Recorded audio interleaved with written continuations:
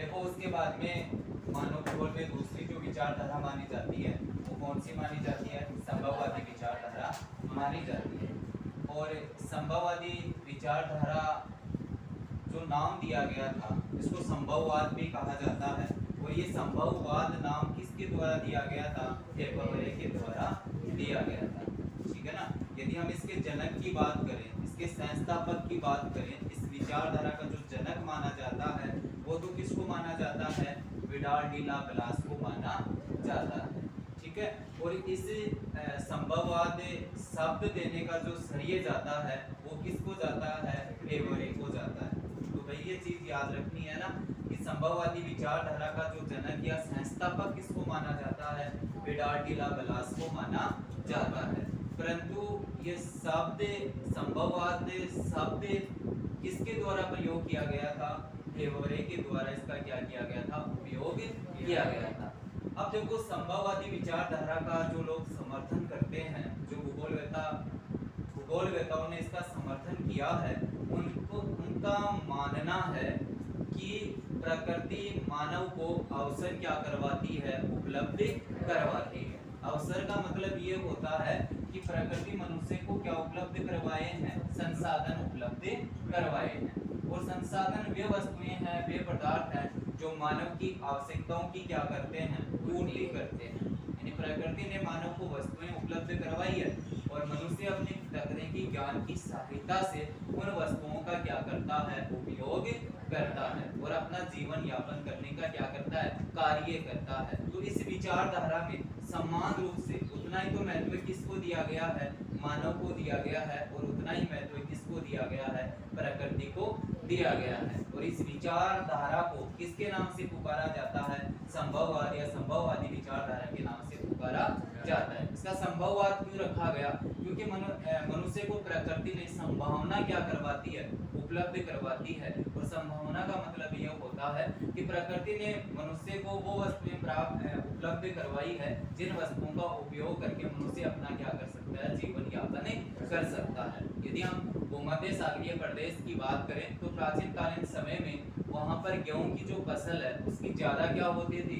पैदावार होती थी। लेकिन पश्चिमी यूरोप की यदि हम बात करें तो वो शीतोष्ण कटिबंधीय क्षेत्र के अंतर्गत आता है। लेकिन मनुष्य अपनी तकनीकी प्रौद्योगिकी विकास के कारण वहां पर गेहूं की फसलों का क्या किया? विकास किया। नतीजा यह निकला कि आज पश्चिमी यूरोप में भूमध्य सागरीय प्रदेशों से अधिक गेहूं की क्या होती है? पैदावार होती है। यदि प्रकृति ने उसको संसाधन उपलब्ध नहीं करवाती, वस्तुएं उपलब्ध नहीं करवाती तो ऐसा क्या नहीं हो पाता? संभव नहीं हो पाता। इनका मानना है कि प्रकृति है, मानव उसका क्या नहीं होता? गुलाम नहीं होता, दास नहीं होता। प्रकृति एक ऐसा मंच है, ऐसा एक रंगमंच होता है, प्रकृति का एक ऐसा माहौल है जो मनुष्य को संसाधन क्या करवाती है? उपलब्ध करवाती है और मनुष्य उसका क्या करता है? उपयोग करता है। उसी विचारधारा को संभववादी विचारधारा के नाम से पुकारा जाता है। इसका संस्थापक किसको माना जाता है? विडाल डी ला ब्लास को माना जाता है। संभववाद शब्द देने का जो श्रेय जाता है वो किसको जाता है? फ्रांसीसी विद्वान को जाता है, फेबरे को जाता है। और विडाल डी ला जो ब्लास है वो भी कहाँ का रहने वाला था? फ्रांस का रहने वाला था। इन विद्वानों के द्वारा संभववाद विचारधारा को क्या किया गया था? फैलाया गया था। फेबरे, विडाल डी ला ब्लास, डिमोजिया, रसल, स्मिथ आदि संभववादी विचारधारा का क्या करते हैं? समर्थन करते हैं। देखो नवनियतिवादी विचारधारा या इसको क्या कहा जाता है? नवनिश्चयवादी विचारधारा, इसको आधुनिकवादी विचारधारा या इसको वैज्ञानिक विचारवादी विचारधारा के नाम से भी क्या किया जाता है? पुकारा जाता है। इसका जो संस्थापक माना जाता है, इसका जो संस्थापक माना जाता है वो किसको माना जाता है? ग्रिफिथ टेलर को माना जाता है। यानी ये विचारधारा देने का जो श्रेय जाता है वो किसको जाता है? विकास करने का ग्रिफिथ टेलर हो जाता है। ठीक है। इसको आधुनिकवादी, नवनिश्चयवादी, नव पर्यावरणीय निश्चयवादी या मानवतावादी या वैज्ञानिकवादी आदि विचारधाराओं के नाम से क्या किया जाता है? पुकारा जाता है। इस विचारधारा का जिन भूगोलवेताओं ने समर्थन किया है उनका मानना है कि मनुष्य न तो प्रकृति का क्या होता? दास होता और न प्रकृति मानव की क्या होती? दास होती, और न ही मनुष्य प्रकृति का क्या होता, स्वामी होता। कोई राजा नहीं है। मनुष्य का प्रकृति पर किसी भी प्रकार का क्या नहीं है, नियंत्रण नहीं है, और न ही प्रकृति का मानव पर क्या है, नियंत्रण है, बल्कि एक दूसरे के विकास के जो कार्य हैं उनके मध्य क्या होना चाहिए, सामंजस्य होना चाहिए। भाई मानवीय सांस्कृतिक वातावरणीय तत्वों का निर्माण करने के लिए मानव को भौतिक वातावरण पर क्या रहना पड़ेगा, निर्भर रहना पड़ेगा। ठीक है भाई, कृषि कार्य करने के लिए किसकी आवश्यकता होती है, धरातल की आवश्यकता होती है। प्रकृति ने धरातल क्या करवाया है, उपलब्ध करवाया है। मनुष्य अपने ज्ञान से, अपनी तकनीकी से उस धरातल में परिवर्तन करके, है ना, और वहां पर विभिन्न प्रकार की कृषि फसलों का क्या करता है, उत्पादन करता है।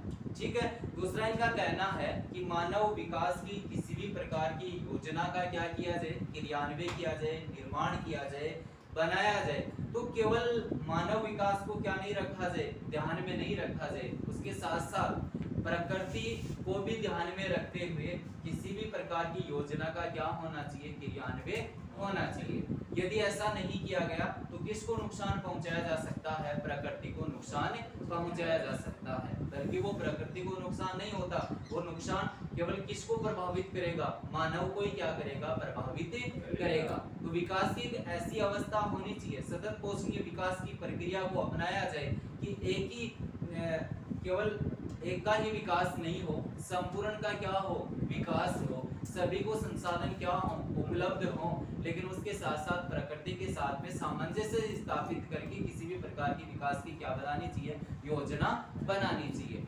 अब देखो, निश्चयवादी विचारधारा के जो लोग थे उनका मानना था कि प्रकृति का गुलाम होता है मानव, प्रकृति के बिना उसके किसी भी प्रकार के कार्य क्या नहीं हो सकते, संभव नहीं हो सकते। परंतु ये मानते हैं कि मनुष्य न तो प्रकृति का दास है, न उसका स्वामी है, और न प्रकृति मानव पे स्वामी है, बल्कि प्रकृति मनुष्य को क्या करवाती है, अवसर उपलब्ध करवाती है, और मनुष्य उनका उपयोग करके अपने क्या करता है, क्रियाकलाप करता है, अपना विकास करता है। उसके साथ साथ ग्रिफिथ टेलर ने इस विचारधारा की तुलना एक बड़ा जो नगर होता है और उस नगर के चौराहे पर जो बत्तियां लगी रहती है और वहां एक सिपाही खड़ा रहता है, उससे उसकी क्या की गई है, तुलना की गई है कि वो सिपाही जो खड़ा हुआ है वो जब साधन आते हैं, परिवहन के जो साधन आते हैं, केवल उनको रोक सकता है, उनको दिशा निर्देश दे सकता है, लेकिन उनकी गति को क्या नहीं कर सकता, नियंत्रित नहीं कर सकता। भाई लाल जो बत्ती होती है वो किसका संकेत करती है, ठहरने का क्या करती है, संकेत करती है। उसमें पीली बत्ती होती है वो किसका संकेत करती है, कि ठहरो और क्या करो, इंतजार करो, और हरी जो बत्ती है वो जाने का क्या करती है, संकेत करती है। वैसे ही प्रकृति कार्य करती है। मनुष्य तो एक विकास करता है, बल्कि प्रकृति मानव को क्या करवाती है, संसाधन उपलब्ध करवाती है। मनुष्य उन संसाधनों का उपयोग करे और उपयोग करके अपना क्या करे, विकास करे। हरी बत्ती से ये तो इसका मतलब ये तो कि आगे बढ़े।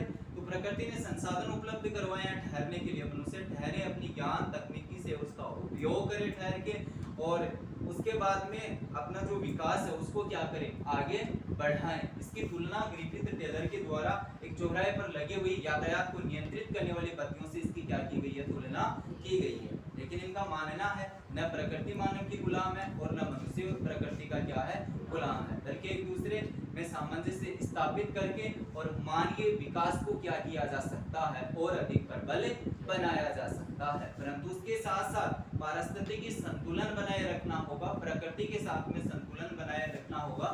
विकास की ऐसी दशाओं का विकास हो जो प्रकृति के लिए क्या नहीं हो, नुकसानदायक नहीं हो। उसी विचारधारा को मानव भूगोल में नवनियतिवादी विचारधारा या नवनिश्चयवादी विचारधारा के नाम से क्या किया जाता है, पुकारा जाता है। इसका जो संस्थापक माना जाता है वो किसको माना जाता है, ग्रिफिथ टेलर को माना जाता है। यहाँ से दो क्वेश्चन बनते हैं छोटे वाले, एक है नवनिश्चयवादी विचारधारा का जनक कौन है, ग्रिफिथ टेलर।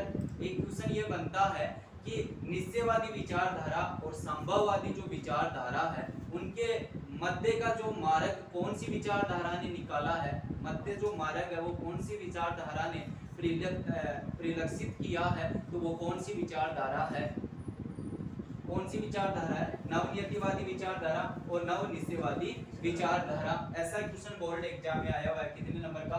1 नंबर का। प्रश्न दिया गया है कि वह कौन सी विचारधारा है जो निश्चयवादी विचारधारा और संभववादी विचारधारा के मध्य मार्ग को क्या करती है? परिलक्षित करती है। उस विचारधारा का नाम लिखिए। तो वो कौन सी विचारधारा है? नवनियतिवादी विचारधारा है, जिसको आधुनिकवादी, वैज्ञानिकवादी, इसी को रुको और जाओ विचारधारा के नाम से क्या किया जाता है? पुकारा जाता है। कई बार ये भी प्रश्न पूछा जाता है बोर्ड एग्जाम में, रुको और जाओ विचारधारा का जनक या संस्थापक किसको माना जाता है? ग्रिफिथ टेलर को माना जाता है। अब देखो 1960 और 70 के लगभग मनुष्य के जो आर्थिक पक्ष थे, आर्थिक है, सामाजिक है, आदि के आधार पर जो असमानता पाई जाती थी, उन असमानताओं को दूर करने के लिए मनुष्य के सामाजिक जो कल्याण के पक्ष थे, मानव के विकास के जो पक्ष थे कि मानव का विकास कैसे किया जा सकता है, मानव भूगोल में उन विचारधाराओं का, या ये कहा जा सकता है कि मानव के विकास के जो पक्ष थे उन पक्षों का क्या किया गया? अध्ययन किया गया। उसके अंतर्गत देखो मानवतावादी विचारधारा है या कल्याणपरक विचारधारा है। इसके अंतर्गत मनुष्य के सामाजिक जो कल्याण के जो पक्ष हैं कि मानव का विकास कैसे किया जा सकता है, मनुष्य का विकास कैसे किया जा सकता है, उसको आवास उपलब्ध करवा के, स्वास्थ्य संबंधी सुविधाएं उपलब्ध करवा के और शिक्षा संबंधी सुविधाएं उपलब्ध करवा के मानव का क्या किया जा सकता है? विकास किया जा सकता है। तो मानवतावादी या कल्याणपरक विचारधारा के अंतर्गत मनुष्य के जो सामाजिक कल्याण के पक्ष थे उन पक्षों का क्या किया गया? अध्ययन किया गया। और उसी विचारधारा को मानवतावादी या कल्याणपरक विचारधारा के नाम से क्या किया जाता है? पुकारा जाता है। उसके बाद में आमूलवादी विचारधारा का विकास हुआ, जिसको रेडिकल विचारधारा के नाम से भी क्या किया जाता है? पुकारा जाता है। और इसी विचारधारा के अनुसार मनुष्य की जो निर्धनता है, गरीबी के कारण है, भौगोलिक जो पिछड़ापन है, सामाजिक जो असमानता है, छुआछूत वगैरह है, जातीयता के आधार पर जो भेदभाव पाया जाता है, आर्थिकता के आधार पर जो भेदभाव पाया जाता है, सामाजिकता के आधार पर जो असमानता पाई जाती है, उन असमानताओं को दूर करने का क्या किया गया?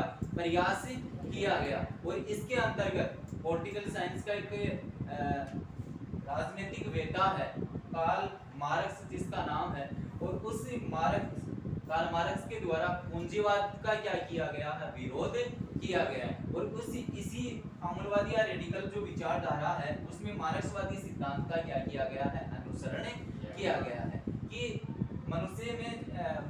मानवीय जो समाज में सामाजिक जो असमानता पाई जाती है उसका मुख्य कारण क्या है? पूंजीवाद है। मुख्य कारण क्या है? पूंजीवाद है। अर्थात पूंजीवाद को क्या किया जाए? समाप्त किया जाए, तभी मानवीय समाज में पाई जाने वाली सामाजिक असमानता, राजनीतिक असमानता और आर्थिक असमानता को क्या किया जा सकता है? दूर किया जा सकता है। और जो पिछड़ापन पाया जाता है, मानव का जो विकास नहीं हुआ है, उस विकास को इनको दूर करके, पूंजीवाद को दूर करके मानव जातीयता का क्या किया जा सकता है? विकास किया जा सकता है। अर्थात यह मानव भूगोल की वो विचारधारा है जो पूंजीवाद का क्या करती है? विरोध करती है। ये पूंजीवाद को ये मानती है कि पूंजीवाद एक ऐसी जड़ है जिसके कारण मानवीय समाज में आर्थिकता के आधार पर, आर्थिक पक्ष के आधार पर, सामाजिक पक्ष के आधार पर और राजनीतिक पक्ष के आधार पर क्या पाई जाती है? असमानता पाई जाती है। तो इससे पूंजीवाद को समाप्त करके मनुष्य में निर्धनता, सामाजिक समानता, आर्थिक समानता, राजनीतिक समानता का क्या किया जा सकता है? विकास किया जा सकता है। उसी विचारधारा को देखो मानव भूगोल की यदि शाखाएं बात करें या उपक्षेत्र की बात की जाए कि मानव भूगोल को कितनी शाखाओं में विभाजित किया गया या कितने उपक्षेत्रों में विभाजित किया गया।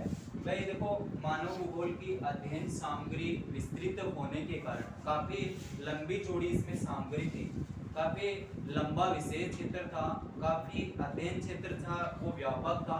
तो भूगोल वेताओं के द्वारा इसको अलग अलग शाखाओं में क्या कर दिया गया? विभाजित कर दिया गया। एक मानव भूगोल से अनेक भाग या उपक्षेत्रों का क्या किया गया? निर्माण किया गया।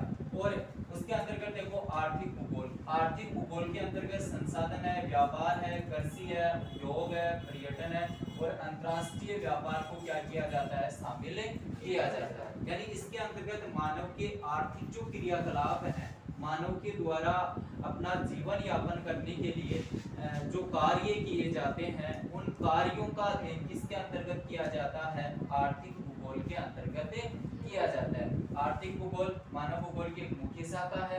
फिर आर्थिक भूगोल को अलग अलग क्षेत्रों में क्या कर दिया गया, विभाजित कर दिया गया और उससे कौन सी उपक्षेत्र बना दिए गए, संसाधन भूगोल बना दिया गया, जिसके अंतर्गत संसाधन क्या है, संसाधनों का वर्गीकरण है, उनके भाग है, सतत पोषणीय विकास है आदि के बारे में क्या किया जाता है, अध्ययन किया जाता है। विपणन भूगोल के अंतर्गत व्यापार से संबंधित मानव की आर्थिक क्रियाओं से संबंधित अध्ययन किया जाता है। कृषि भूगोल के अंतर्गत कृषि किसे करते हैं, कृषि के प्रकार हैं, कृषि की प्रणाली है, कृषि की समस्या है, कृषि फसलों का उत्पादन है, इनका अध्ययन किया जाता है। उद्योग भूगोल के अंतर्गत उद्योगों का वर्गीकरण है, उनके प्रकार है ना, और विश्व के प्रमुख जो उद्योग है उनके बारे में क्या किया जाता है, अध्ययन किया जाता है। और पर्यटन भूगोल के अंतर्गत पर्यटन से संबंधित जो मनुष्य की क्रियाएं हैं उनका अध्ययन किया जाता है। अंतरराष्ट्रीय व्यापार भूगोल के अंतर्गत मनुष्य की व्यापारिक गतिविधियों का क्या किया जाता है, अध्ययन किया जाता है।